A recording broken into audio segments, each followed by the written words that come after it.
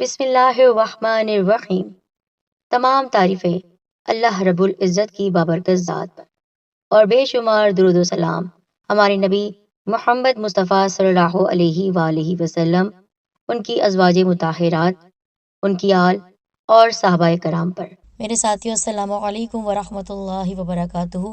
یہ خصوصی ویڈیو بنائی جا رہی ہے سورج گرہن کے حوالے سے، خاص طور پر ان لوگوں کے لیے جن کے ممالک میں سورج گرہن دیکھا جائے گا۔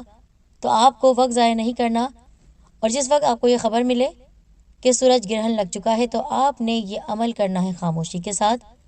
یہ سورہ مبارکہ 111 مرتبہ پڑھ لیجئے اور دیکھیے کس طرح آپ جان لیوا دشمنوں سے، شر پھیلانے والے دشمنوں سے محفوظ ہو جائیں گے۔ وہ دشمن آپ سے دور کر دیا جائے گا۔ اس کے علاوہ بے شمار برکات ہیں اس وظیفے کی، تو آپ کو یہ مکمل ویڈیو دیکھنی ہے۔ قرآن و حدیث کی روشنی میں بتانے جا رہی ہوں کہ سورج گرہن لگنے سے ہوتا کیا ہے، حاملہ خواتین کے اوپر کیا برے اثرات پڑتے ہیں، ہمارے نبی صلی اللہ علیہ وآلہ وسلم نے اس سلسلے میں کیا تعلیمات عطا فرمائی ہیں۔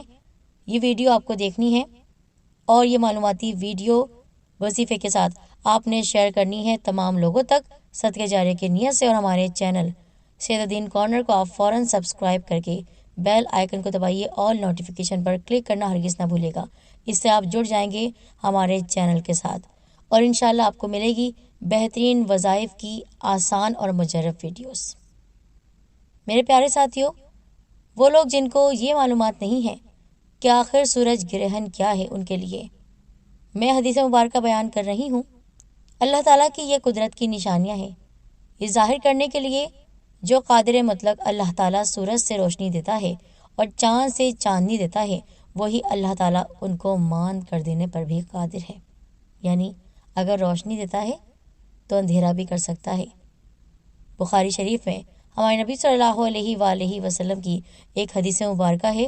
رسول اللہ صلی اللہ علیہ وآلہ وسلم کے زمانے میں آپ صلی اللہ علیہ وآلہ وسلم کے صاحبزادے حضرت ابراہیم رضی اللہ تعالیٰ عنہ کے انتقال کے بعد سورج گرہن ہوا۔ اس زمانے میں لوگوں کا یہ خیال تھا کہ سورج گرہن کسی بڑے آدمی کی وفات یا پیدائش کی وجہ سے ہوتا ہے۔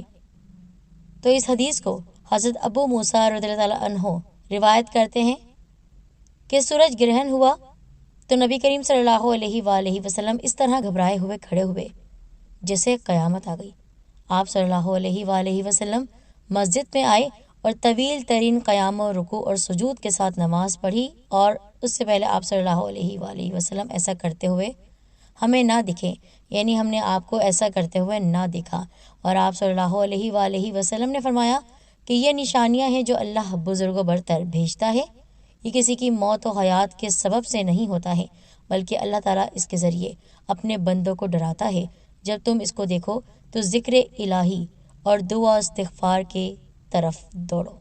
لہٰذا چاند گرہن اور سورج گرہن کے وقت ہمیں تعلیمات نبویہ صلی اللہ علیہ وآلہ وسلم کے مطابق اللہ تعالیٰ کی طرف متوجہ ہو کر نماز، دعا اور استغفار میں مشغول ہو جانا چاہیے۔ یہاں پر یہ آپ کو معلومات دے دوں کہ سورج گرہن کو کسوف کہا جاتا ہے۔ سورج گرہن کے وقت بھی 2 رکعت نماز پڑھنا مسنون ہے، یعنی سنت ہے۔ ہاں، اگر تنہا پڑھ رہا ہے کوئی تو 2 سے زیادہ بھی، یعنی 4، 6 جتنی چاہے پڑھ سکتے ہیں۔ اس نماز کا وہی طریقہ ہے جو عام نوافل کا ہے۔ اگر حاضرین میں جامع مسجد کا امام موجود ہے تو کسوف یعنی سورج گرہن کی نماز جماعت کے ساتھ ادا کرنی ہوگی۔ اس نماز کو نماز کسوف کہتے ہیں۔ اگر لوگوں کو جماعت کے ساتھ نماز پڑھنے کے لیے جمع کرنا مقصود ہو تو اعلان کر دیا جائے۔ یہاں تک یہ بھی فرمایا گیا ہے کہ اس نماز میں سورہ بقرہ یا اس جیسی بڑی صورتیں پڑھنا، یعنی طویل قرات اور لمبے لمبے رکوع اور سجدے کرنا مسنون ہے۔ اس نماز میں قرات آہستہ آواز سے کی جائے گی۔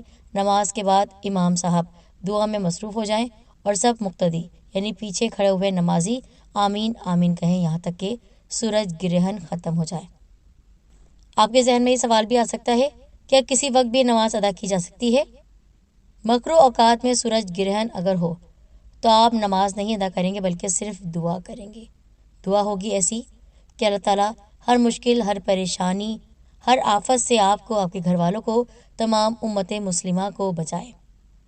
اب آپ نے سورج گرہن کے وقت جو خاص عمل کرنا ہے، جس کے لیے خاص طور پر یہ ویڈیو بنائی گئی ہے، جب آپ کو یہ اطلاع مل جائے کہ سورج گرہن لگ رہا ہے اور شروع ہو چکا ہے، تو آپ نے خاموشی سے ایک جگہ بیٹھ جانا ہے، باوضو ہو کر حضرت محمد مصطفیٰ صلی اللہ علیہ وآلہ وسلم کی ذات گرامی پر درود پاک کا نذرانہ پیش کرنا ہے۔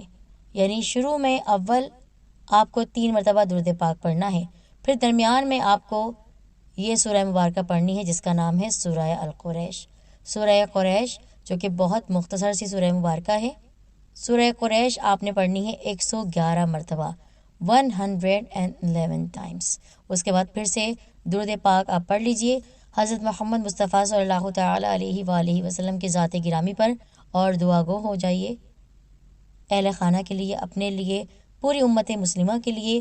یہ جو مشکل آفات آئی ہوئی ہیں پوری دنیا پر، آپ دعا کیجیے اللہ تعالی ہم سب کو ان تمام بلاؤں سے، آفتوں سے محفوظ رکھے، اور خصوصی طور پر جو عمل کیا جا رہا ہے دشمنوں سے محفوظ رہنے کے لیے، تو اللہ تعالیٰ آپ سب کو، ہم سب کو ان بد دشمنوں سے بچائے، ایسے دوست نما دشمنوں سے بچائے جو ہمارے سامنے کچھ اور ہمارے پیچھے کچھ اور ہیں۔ تو آپ نے یہ عمل اس طرح کرنا ہے، اپنے گھر میں آپ سب کو بتا سکتے ہیں، اپنے دوستوں سے یہ ویڈیو شیئر کر سکتے ہیں، ان کو بھی یہ عمل آپ بتا دیجئے۔ اور آپ کے وہ دوست جو دوسرے ممالک میں رہتے ہیں، جن کے پاس ان کے وقت کے مطابق سولر ایکلپس یعنی سورج گرہن لگ رہا ہے، تو آپ ان کو یہ ویڈیو شیئر کر دیجئے، عمل بتا دیجئے، تاکہ وہ بھی اس کار خیر میں، اس نیک کام میں شریک ہو جائیں۔ اب آپ کے سامنے سورہ قریش پڑھ کر سنا رہی ہوں۔ بسم اللہ الرحمن الرحیم، لإلاف قریش إلافهم رحلة الشتاء والصيف فليعبدوا رب هذا البيت الذي أطعمهم من جوع وآمنهم من خوف۔ اب آپ کو یہ بھی بتا دوں کہ حاملہ خواتین اس دوران کیا کریں، تو ان کے لیے بھی وہی حکم ہے جو دیگر لوگوں کے لیے، یعنی جب تک سورج گرہن ہوتا رہے نماز میں مشغول رہیں، اللہ کی حمد و کبریائی اور پاکی بیان کریں، اور ذکر و اذکار، توبہ استغفار کی کثرت کریں۔ ہمارے گھر کے بڑے بوڑھے اکثر ہی کہہ دیتے ہیں، اور یہ توہمات ہے، اور چونکہ نسلوں سے بات چلتی آ رہی ہے تو اسی وجہ سے ہمارے ذہن میں بھی ہوتا ہے کہیں کوئی گڑبڑ نہ ہو جائے۔ تو آپ اس وقت یہ کریں، جو خواتین پریگننٹ ہیں، حاملہ ہیں، کہ آپ سارے کام اس وقت چھوڑ دیجئے اور چلتے پھرتے آپ توبہ استغفار کریں۔ اگر بیٹھ کر نماز پڑھ سکتی ہیں تو نماز ادا کر لیں، ورنہ آپ درود پاک پڑھیں، اللہ کی حمد و ثنا بیان کریں، اور خصوصاً صدقہ ضرور کریں اس دوران۔ نقصان ہونا یا فائدہ ہونا یہ من جانب اللہ تعالیٰ ہے، یہ آزمائشات ہوتی ہیں۔ بس احتیاط یہ کریں کہ آپ کو ہمارے نبی صلی اللہ علیہ وآلہ وسلم کی سنت پر عمل کرتے ہوئے اس وقت خوفزدہ ہو کر ذکر الہی کرنا ہے۔ ہمیں عبرت لینی ہے کہ جو رب کریم اس پوری دنیا کو روشن کر سکتا ہے سورج سے، وہ اندھیرا بھی کر سکتا ہے، وہ سب کچھ کر سکتا ہے۔ بس ہمیں اس رب کو ماننا ہے۔ اللہ تعالیٰ ہمارے دل میں اپنی محبت پیدا کر دے اور ہمیں توفیق دے کہ ہم نماز پڑھیں، ہمیں توفیق دے کہ ہم چلتے پھرتے ذکر و اذکار کریں۔ آمین ثم آمین۔ ہمارے اس ویڈیو کو آپ فوراً شیئر کریں تاکہ ہر ایک تک یہ مفید معلومات اور یہ وظیفہ پہنچے۔ اپنا بہت خیال رکھیے گا۔ جزاک اللہ خیر۔